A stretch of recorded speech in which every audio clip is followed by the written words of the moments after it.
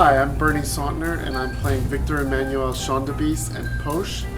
So I play two characters in Flea In Her Ear, and the interesting aspect of playing two different characters is that you have to have two different personalities to make sure that conveys across to the audience, and they don't necessarily get confused, even though confusion is kind of part of this whole plot of this play.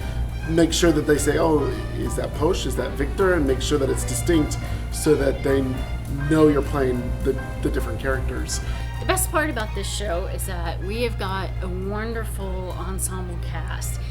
Every person in this show is hilarious. There's not one person that's the star. There's not one person that's more important than anyone else. Each person has such a good role and has to play such an important job in this show, down to someone who just walks on stage and says one line, and that one line is hilarious, to the person that's running all over stage, in and out the doors, up and down the stairs. When you're doing a farce, you have an excuse to, on purpose, play things over the top.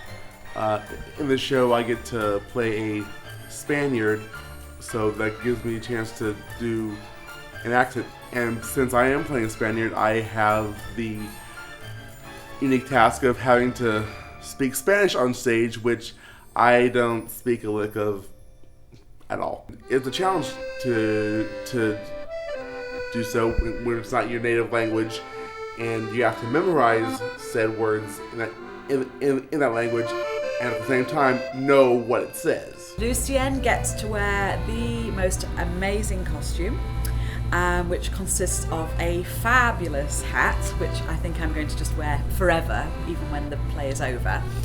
A lovely period costume blouse with the neck and the brooch, the corseted jacket with the little collar and the kind of Spanish ties here, and then the big skirt. So if I wasn't already self-conscious about my hips, I now have it accentuated by a big skirt with a hooped underskirt underneath.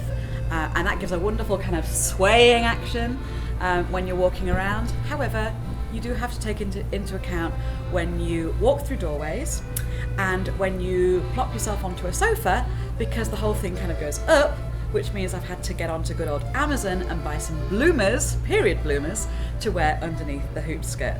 So it all makes for a lot of fun, and we're having a great time. Well, a farce is the type of play with anybody stayed in the same room long enough, there would be no conflict, there'd be no drama, it'd be done. But everybody's going in and out of the doors all the time, they're slamming, they're going on and on.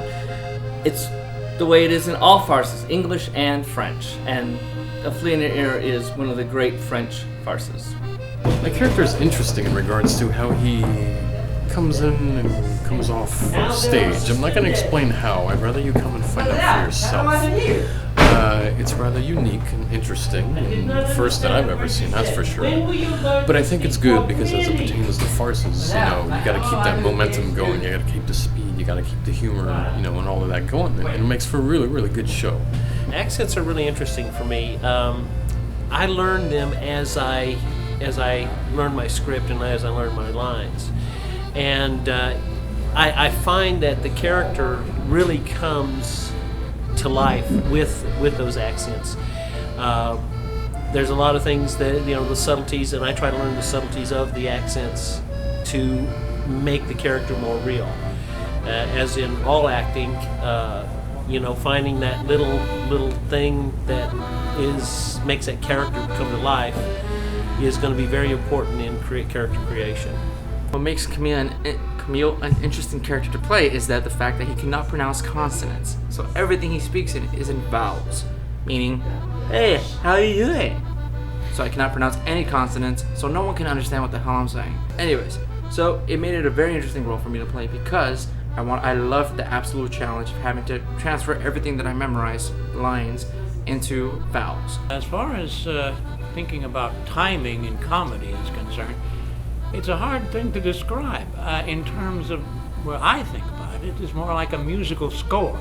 And you find out what beat you're going to go to, and find out, is it 3/4 time or is it a whole note, and find which one of them works with a particular audience. Well, I have a moment where I turn to the audience and I let them in on a little joke that pretty much explains what the trick I just pulled on my husband. I just bought myself a really awesome alibi that he completely buys, and so I'm off scot-free, and only me and the audience get to share this special moment, which makes us like friends against my poor foolish husband who really thinks I'm a faithful wife, and that's just kind of him deluding himself. It's just a fun way to make the audience feel like they're more in tune with the characters on stage, that they have more in common with them. They can share jokes with them, and it in turn makes the characters more real. Someone asked me about how difficult it is playing the type of character that I'm playing, where I'm just kind of in and out in the one act that I'm doing.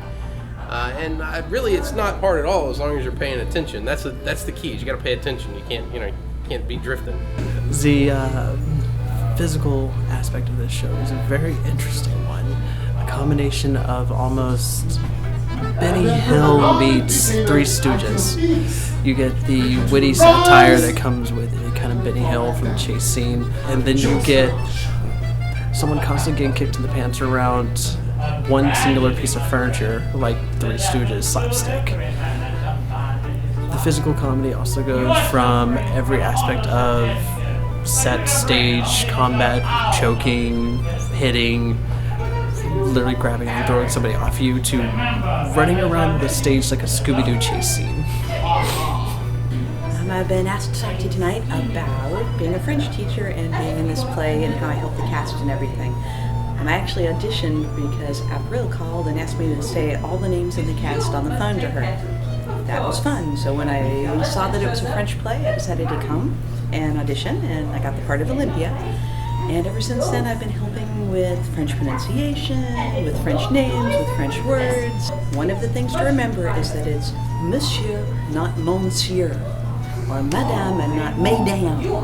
Little things like that. And how to act a little bit French. It's been really incredible. And I love it because I get to bring France to Texas. I think one of the greatest things about working here versus, in high school or doing other things with younger ages is it is so different and wonderful and eclectic, because each person genuinely brings something to the table that comes either with life experience, with the things they bring through life. It's just a really wonderful modge podge of people.